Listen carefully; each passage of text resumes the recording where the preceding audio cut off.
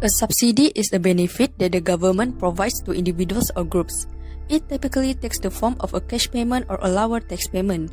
According to Minister of Finance Tengku Datuk Sri Zafrul Tengku Abdul Aziz, the total amount of subsidies is expected to reach nearly RM80 billion this year, marking the highest level in our nation's history. Jumlah keseluruhan subsidi yang dijangka menghampiri 80 bilion ringgit tahun ini adalah jumlah subsidi terbesar dalam sejarah. So, here are the factors. First, it is to reduce the cost of living. This is because it reduces inflationary pressures on the people. According to Tengku Zafrul, these subsidies cover essential items such as petrol, diesel, liquefied petroleum gas (LPG), cooking oil, flour, and electricity. Next, another factor will be social welfare programs. Governments fund initiatives like Bantuan Keluarga Malaysia (BKM) amount RM11.7 billion, along with other assistance and subsidies amount RM14.6 billion, totaling nearly RM80 billion for 2022, marking it as the highest amount in history. Moreover, following the COVID-19 pandemic outbreak, governments worldwide, including Malaysia, have enacted economic recovery initiatives to support growth and aid to the affected business and individuals. According to Tengku Zafrul, large amounts of government funds were spent on national vaccination programs and wage subsidy programs to save lives and maintain employment. In light of energy subsidy reform, to keep energy costs reasonable, Malaysia has subsidized fuel and electricity. Projected subsidies include RM37.3 billion for petrol, diesel and liquefied petroleum gas (LPG) and RM9.7 billion for electricity bills. Firstly, the issue would be the healthcare subsidies in regard to the rising medical costs in Malaysia. Malaysia adopts the beverage health financing model, which is characterized by the provision of subsidized health services to all citizens through government revenue.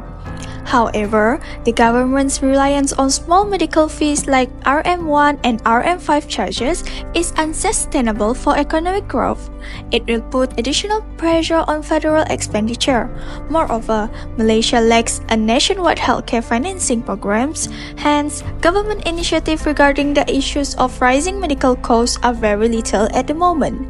For example, consider the electricity cost where the government has increased the imbalance cost pass-through surcharge, increased the electricity cost for RM8 million to RM10 million per annum. This would lead to the rich taking advantage of the low charges provided. Consequently, this scenario causes overcrowding and a shortage of beds for those who truly need them. This, in return, can have a devastating impact, forcing some patients to be turned away due to lack of space. However, increasing the cost will only increase the gap in accessibility to public healthcare services for the lower income group. Failing to tackle this issue proportionally and sufficiently could lead to a significant political and financial crisis. Insentif ataupun sumbangan diberikan direct kepada rakyat secara tunai dan sebagainya. Second, the issue is regarding the cash subsidies, focusing on the rising cost of living.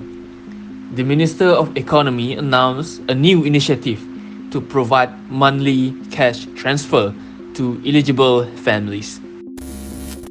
Isi rumah yang mempunyai 3 orang anak atau lebih dengan pendapatan kurang RM2,500 sebulan akan menerima RM2,000 menerusi Bantuan Keluarga Malaysia. This approach is different from previous methods where aid was given every 3 or 4 months through e-wallet. The goal is to reform social assistance for longer-term support. The government is considering this change to better assist families in need and adhere to set standards. Notably, delaying the registration for this initiative could cost the government billion each month, which could be better spent helping families. Furthermore, the focus is not only on managing prices, but also on addressing the cost of living by increasing monthly incomes for families. In this vein, efforts are being made to increase salaries for civil servants and introduce a progressive wage policy for private sector. Moreover, additional cash transfer ranging from 300 to 400 ringgit Malaysia may be provided to families still in need, even if their income have increased. The overarching aim is to reduce financial burden for struggling families and provide more targeted support for those requiring social assistance. This will have two impacts. First is the inflation risk. Cash assistance can fuel inflation due to supply chain issues and limited production capacity. For instance, giving cash directly to citizens amid supply shortage can drive up demand without increasing supply, leading to inflation. Next is the demand-supply imbalance. Cash injection may boost demand without a corresponding increase in supply, disrupting market equilibrium. An example of this impact is providing cash voucher can spike demand for goods, suppressing available supply and causing price hikes.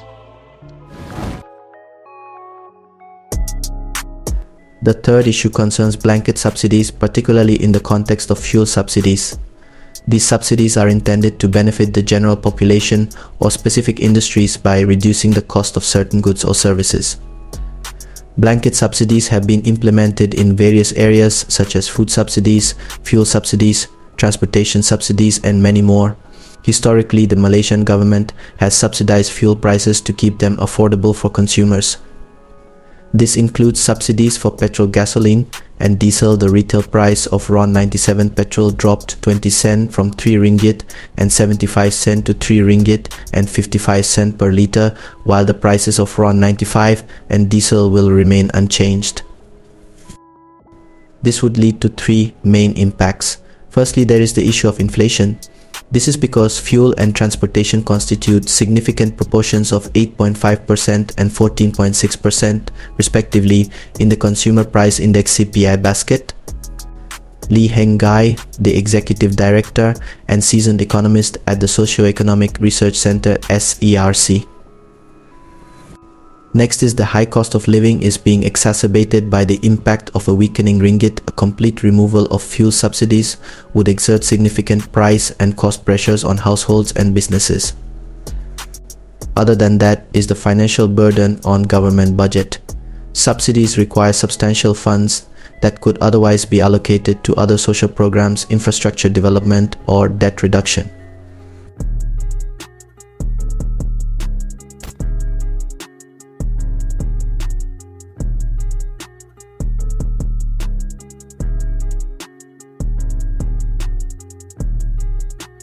So basically, we know the subsidies, the concept of subsidies is to help the citizen. Okay, the government provide the various type of subsidy in order to less burden the financial, for example, the financial burdens of the citizens and so on. That is the concept of the subsidies.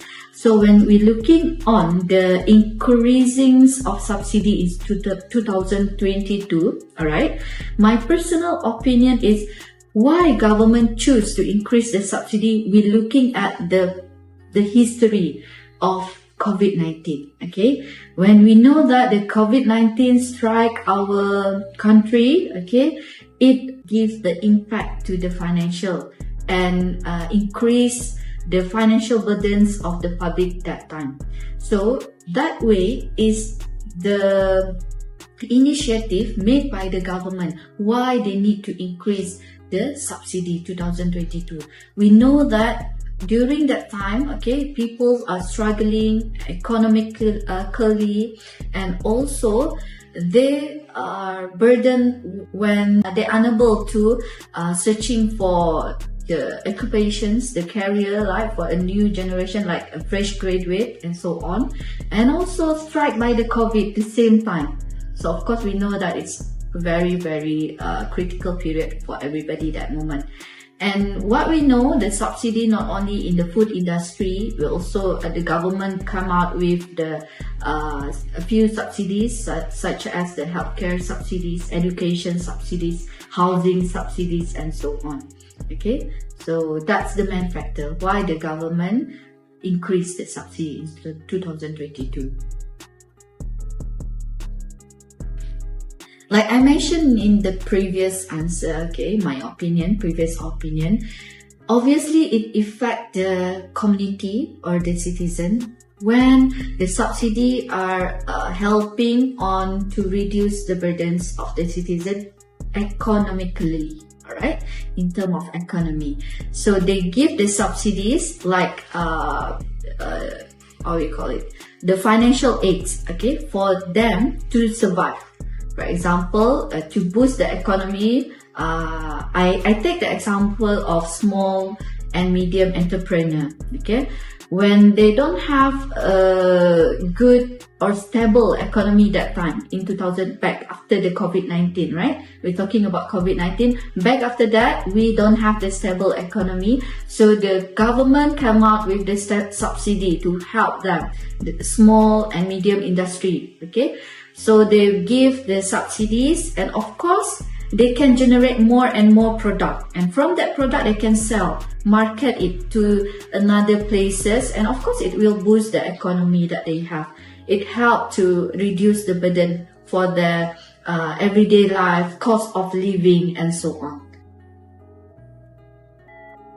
Talking about which sector is very subjective because it's depend on what subsidies made or created by the government. For example, the government, they highlight or they impose on the subsidies of education subsidies. For example, giving the scholarship, the grant, helping the students in education fair and so on. For example, Sarawak government, they came out with the subsidies to help those PTPTN students, alright, to pay for the loans. That is kind of the subsidies made by the government. So, of course, the impact will be to the education sector.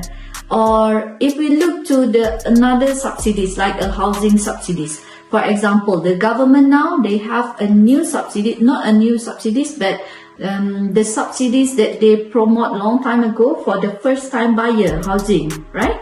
So, of course, that subsidies will affect the housing sector, So, we able to buy our first home.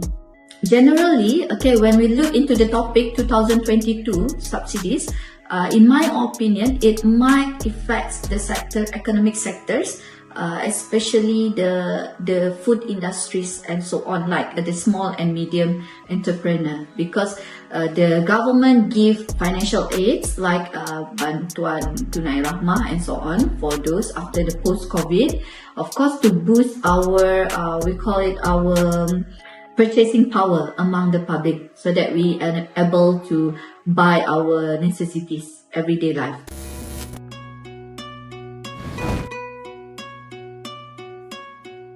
In conclusion, subsidies are crucial for reducing living costs, funding social welfare, addressing COVID-19 impacts, and supporting energy subsidy reform.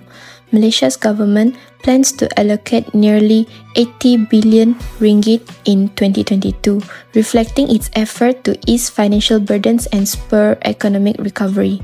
Addressing rising medical costs in Malaysia under the beverage model requires sustainable provision. Reliance on nominal fees strains federal spending, while the lack of nationwide financing program limits effective management.